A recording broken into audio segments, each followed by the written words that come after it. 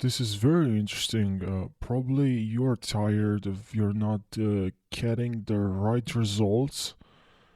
You're uploading maybe a picture and then it turns out a totally different character. I'm gonna show you what you have to do. So when you basically upload a picture, when you add this prompt, because we usually what we're doing, we're just copying this image.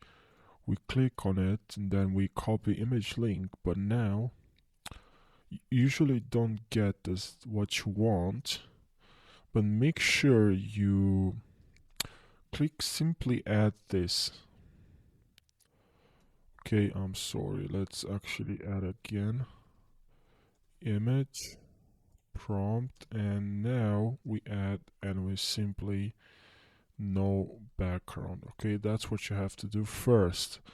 Just do anything else, just no background.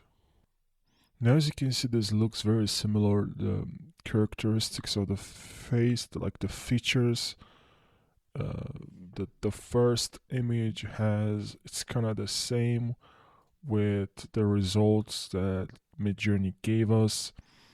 So it shares the same face features, and that's what we want. So